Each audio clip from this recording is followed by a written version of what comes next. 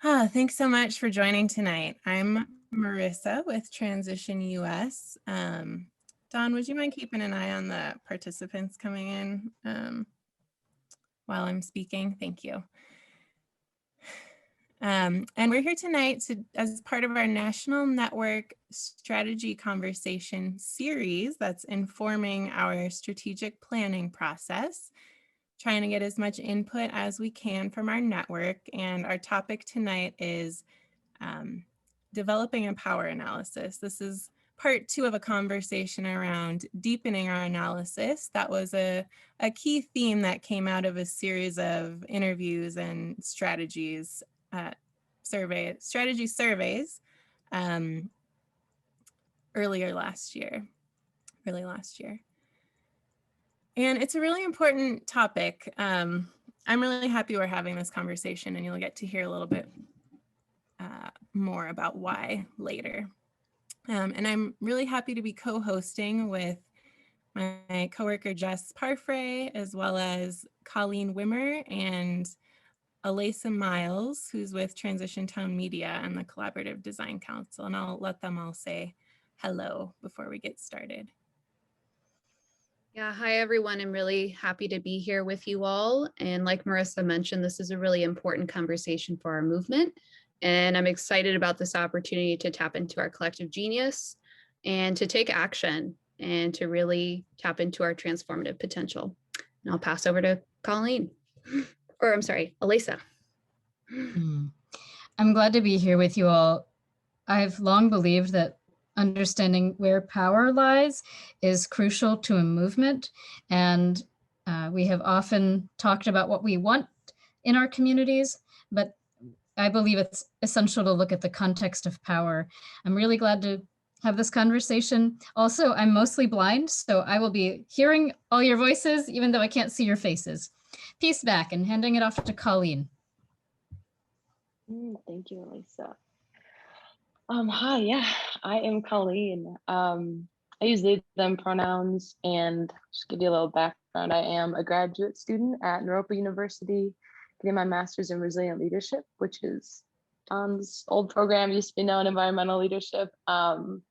Yeah, and since being a part of and linking up with Transition, I've gotten to observe regenerative leadership training, community of practice, social justice community of practice, social justice working group, and connect with a few of you in a few great gatherings. Yeah, and so I just wanted to say that this project is super important to me. I think not only to get a clear assessment of power, but like to provide that intentionality about what we'd like to build going forward. And I'm just super excited. So yeah, I know that, thank you, Marissa. I might just read this quote if that's okay.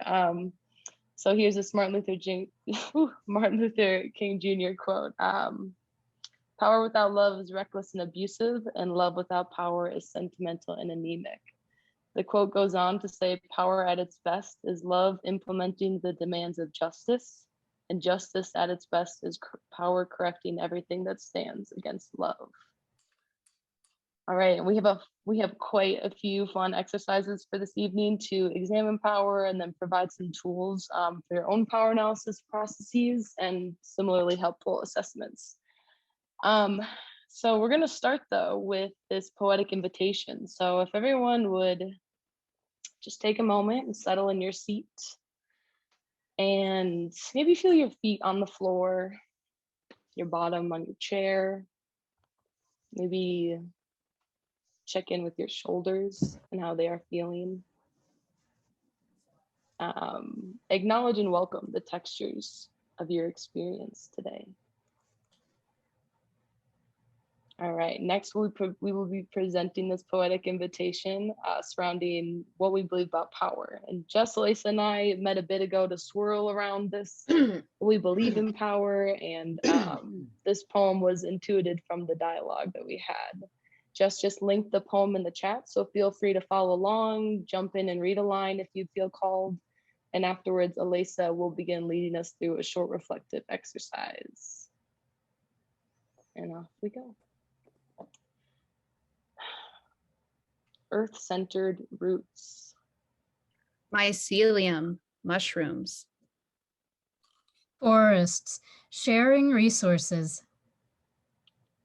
Power relations and power structures impact our relationships to the earth and to each other. Reconnection, hearts. We need to see and recognize exploitation and extraction for what it is. Join in with us, read a line. Anyone jump in and read a line.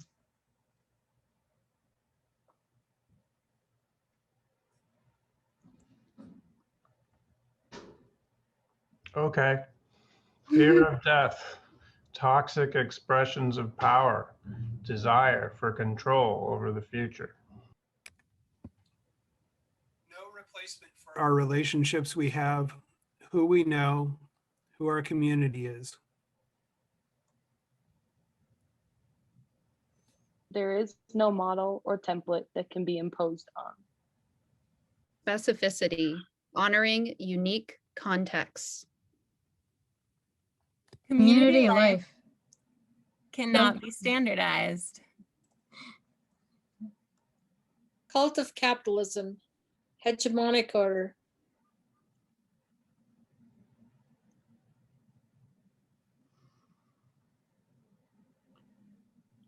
Texture, attuned and open, curiosity and deep exploration.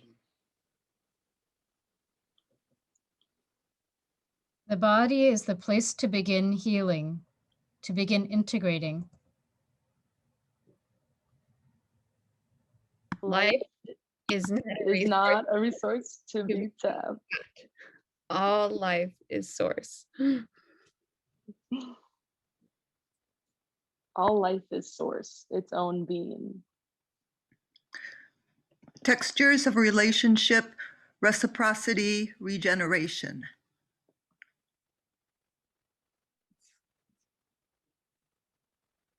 Life way.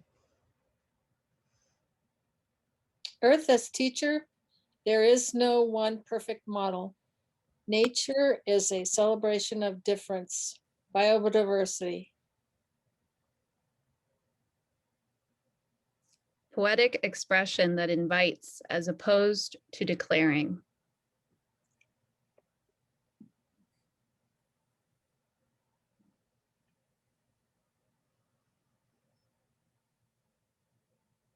Texture of our bodies, complexity contained within the body of the earth, of beings large and small. Audre Lorde, our feelings give us the truth.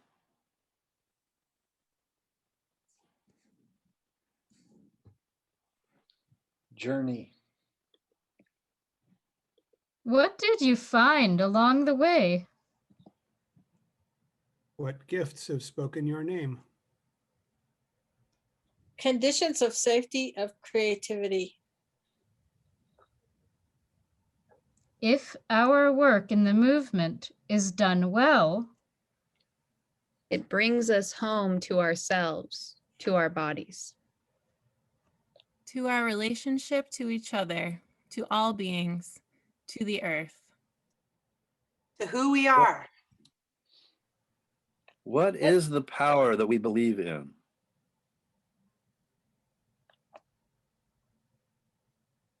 Flowing in relationship across time, healing across generations. The fear of death that can withstand the urge for domination. It is a power that is rooted in the source of life. Transformational leveling up together. Bringing all my relations with me. Celebration of differences. No toxic monocultures.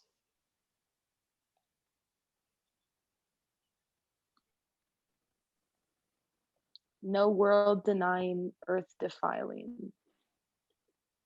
Power of divergence without fragmentation. Power of dissent Dissent without alienation.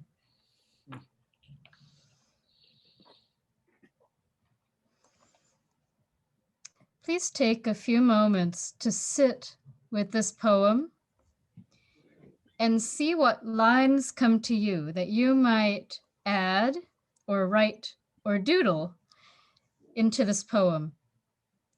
We'll have 3 minutes. Feel free to get a pencil and paper or wherever you might write or doodle.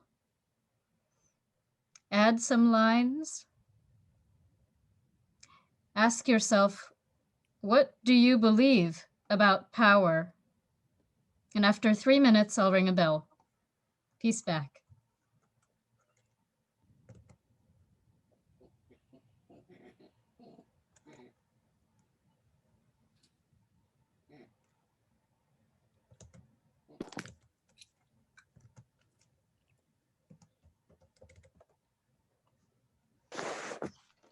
Okay.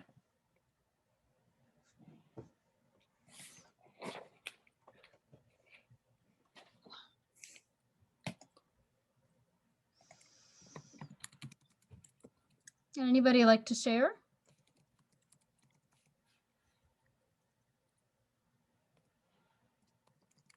Did you say we could share out loud or just in the chat? We'll do a little bit of sharing out loud. And if we don't get to everyone, please put it in the chat. All right. I'll read John- a little bit. This is Go for it. Johanna. To be subtle, gentle, or strong as a gale, the power to choose, to look far ahead at the impacts we will certainly have, choosing life at each crossroads. Exalting empowerment, sharing power, listening to life, but not just power, returning power, allowing and helping things to be right again, the power to care, to hold, to connect.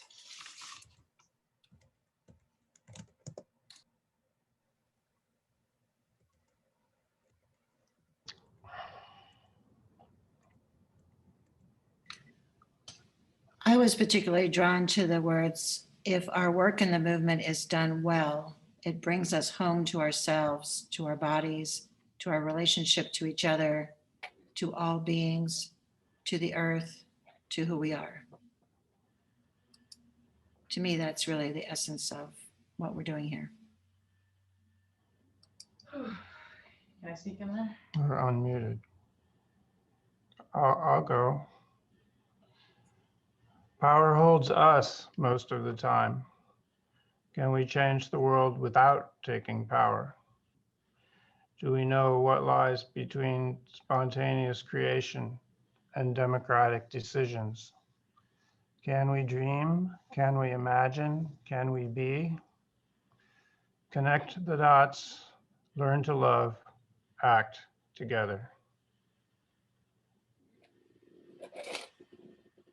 Yes, when it comes to power in groups, so often what causes power to erupt in a way that's not flowing with the stream, it almost always seems to come from a fearful place within a person or within persons. And when that fearful place can be attended to, it allows power to have a trust dimension and to become more collegial and less self-protective and more goal-oriented. Fear, it seems to me that fear is often at the base and the place where the attention is wise to go. Thank you all for your sharing. Again, please, we have one more. Yeah, I would just like to say, this is Rua. I like, sorry, I was very drawn to this flowing in relationship to each other. And I kept thinking back, in the 60s and 70s of our understanding that it's power over versus power with. Rua, thank you for sharing that. And if there are more, please do put them in the chat. That's a great segue into what we'd like to share with you next. So we're going to those of us who are co-facilitating will share with you some context and background here. And we're talking now about power because a power analysis is crucial to this movement. And a power analysis reflects a leap of maturation in this movement. In order for our communities to find what makes each one resilient, we need to analyze the context of power in which each community is embedded. We need to identify, grapple with, and address the power structures that engender and perpetuate exploitation and extraction so that we do not perpetuate them, but create something different. I also ask, is it a part of privilege not to look at or perceive power relations? Or is it part of a world? Is it part of being in a world immersed in trauma that makes it difficult to perceive where power lies? With that, I'd like to begin with, what do we mean by power? Here are several characteristics of power. A, power permeates every aspect of social life. B, power is relational and involves resistance as well as domination. C, power can be blatantly coercive or subtle and difficult to see. And D, power can be used either to oppress, power over, or to liberate, power with, as Rua mentioned. And there is also power within, the flame that rises up from within us, and power under, which comes from underground or from the grassroots. Handing it to Marissa, peace back.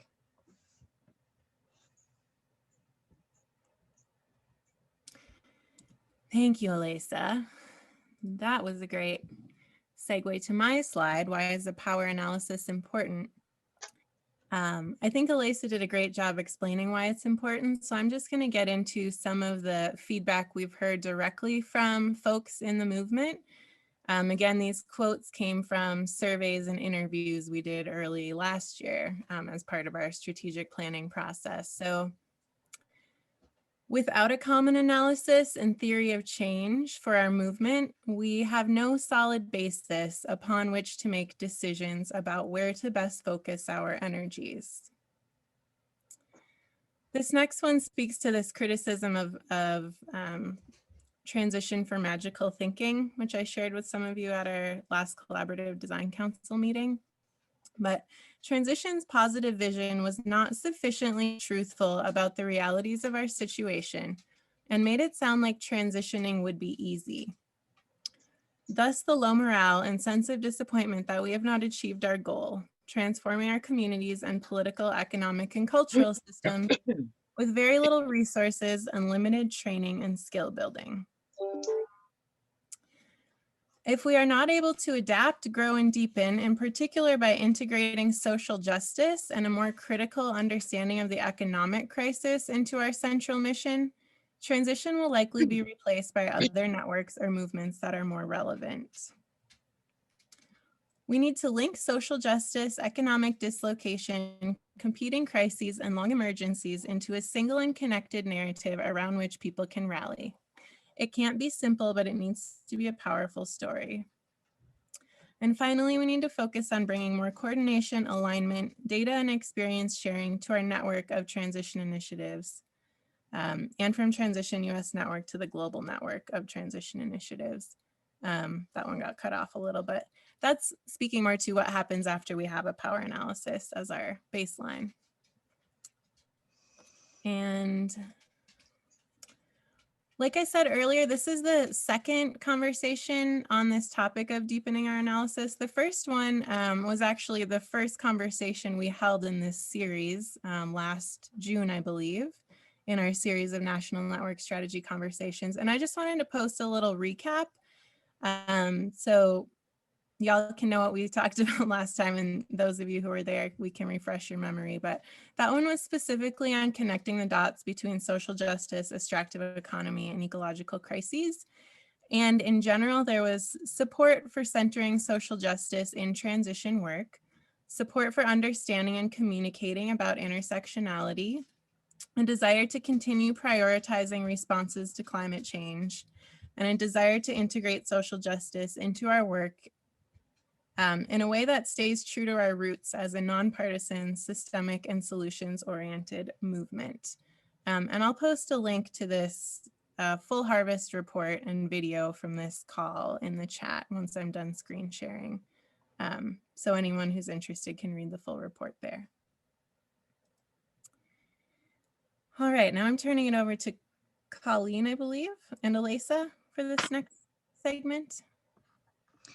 All right, we're gonna get our hands in the soil, so to speak, and create a word cloud together to understand and look at some forms of power. So this is interactive. We're gonna share a link with you where you can answer our 2 questions. We're gonna begin with thinking about our movement. Where is power over? This includes thinking about the environment, the environmental ecological crises, economic crises, social inequity, and the inner transition piece. All the things we work on in our movement, where do you see in your community, in your work, where does power over exist? And then after that, we'll look at where is power with. So looking at power structures, where do you see them? And if you have any difficulty putting the words directly into the word cloud, just type them in the chat.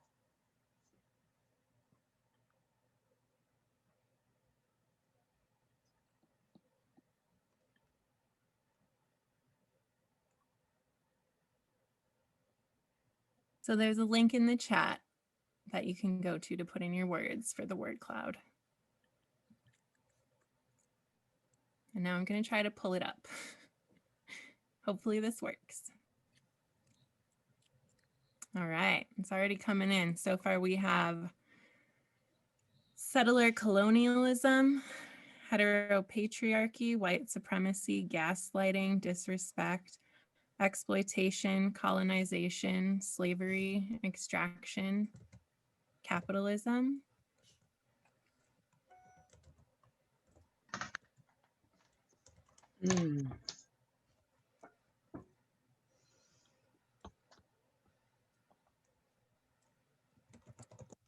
Misogyny, deforestation, disdain for ethics, environmental racism, debt-based society,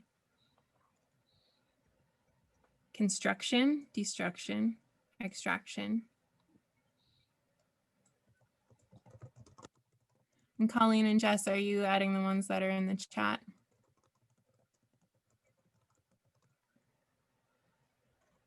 Yes, I am. Great.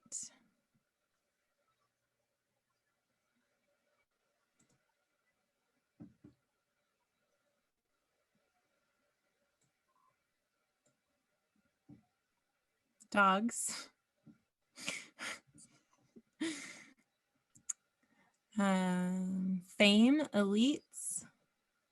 Got a couple of elites in there. Wasteful economy, media culture, governments, not listening, stock market, slavery,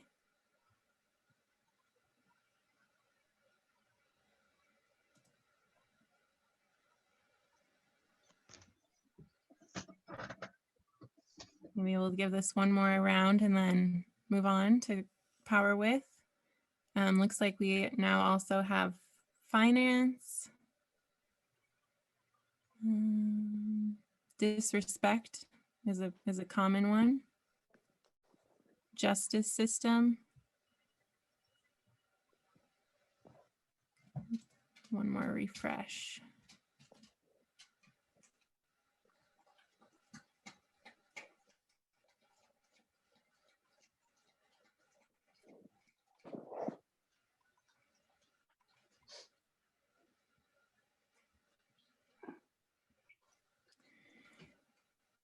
Yeah, and a quote from a comment from John in the chat. This all seems very abstract to me. How do these abstractions manifest in actual socio-political organization?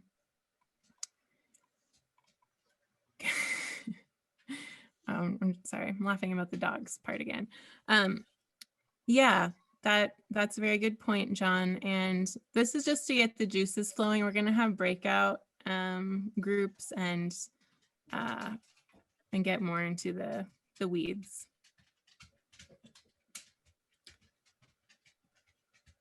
So now we're going to move on to the power with. Mm-hmm. Colleen, you want to link that one in the chat? Oh, wait, I just pushed this little arrow here. That's right. Okay. Does everyone on the link, are they able to click to the next one? It should just be, go ahead and click to the next question. You should be able to answer what are examples of the power with dynamic. And I will also, be adding the question in the chat one more time with the breakdowns of ecological, economic, social injustice, and kind of that inner transition.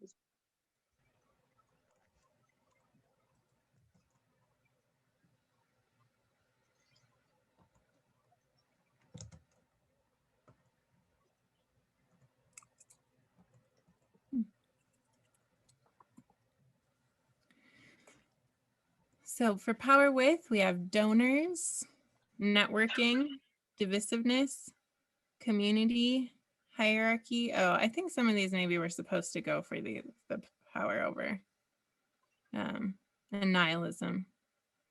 Unless somebody has hierarchy in here as an example of power with, and you might want to share with us about that.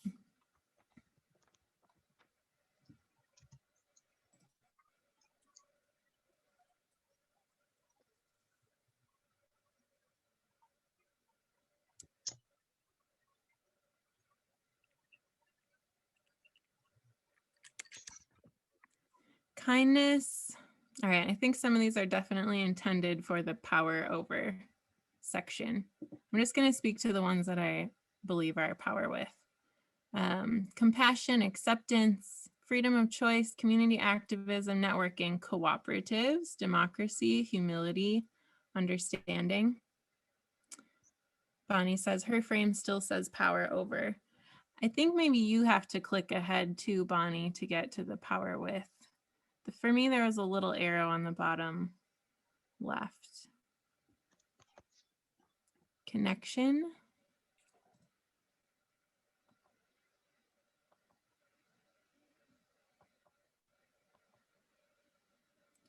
Solidarity, listening. Trust, decolonizing. All right, last time. See if we have any new ones. Mutuality. Compassion, reciprocity. I'm just reading from the chat now because folks are having a hard time to accessing this frame. Sharing. Strong boundaries. All right.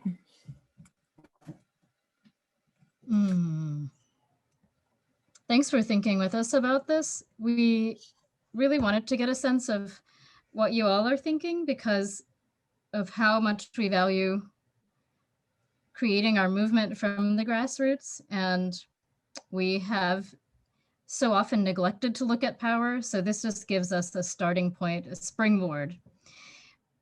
I'll hand it over to you next, Jess. Yeah, thanks, Elisa. And I want to acknowledge, John, what you posted in the chat about these things feeling very abstract and what's kind of the real ground that we're standing on. And so I just want to presence us here with this next slide with our US context. So we are a hub of an international movement, and we're here here in the United States, Turtle Island, and we must acknowledge, we must unpack the history of this nation if we're able to move forward, in order for us to move forward. And I think having brave and powerful conversations around these topics of white supremacy, heteropatriarchy, racial capitalism, settler colonialism, and imperialism. These things were baked into the cake from the beginning. So we need to have brave conversations. And then the next step is, yes, where are the leverage points? Where are the places that we can push upon to change the narrative? The challenge is that a lot of abstractions around notions of freedom and, democracy, right? All of these kinds of things, of wealth, of access, they have been made very concrete, and they have often been made extremely violent to certain folks in this country. So recognizing history of slavery, of genocide, the fact that we had laws on the books that folks were considered 3/5 of a human being. So we want to be real about that. And again, there's some good resources here, one by Peggy McIntosh on unpacking the invisible knapsack, which I recommend. And go to the next slide here. And this here is an image of a smiling Buckminster Fuller. He was included because of the era in which he was very active. He was coming out of the World War II, had experience as a pilot and an industrialist and a builder, a polymath and a creative thinker. And so the quote here, just really quickly, that you never change things by fighting the existing reality. To change something, build a new model that makes the existing model obsolete. And so again, he was included because he helped to popularize systems thinking in this country. I don't think this portion about not fighting should excuse, inaction in any way. In fact, it's challenging us to be creative and to create the world that we know that we all deserve, one rooted in equity and justice. So we can go to the next slide. And Colleen, pass it over to you. Beautiful. Thank you, Jess. Oh, wow. Yeah, I really love this diagram. Can I see a quick show of hands who's familiar with this framework for a just transition? Keep them high. All right. Love it. Beautiful. Okay, so I'm just going to take a moment and maybe break this down for folks who are not quite as familiar, and then read a quote from Emily Kawano and this beautiful article that I think really does breaking down this concept a lot more justice.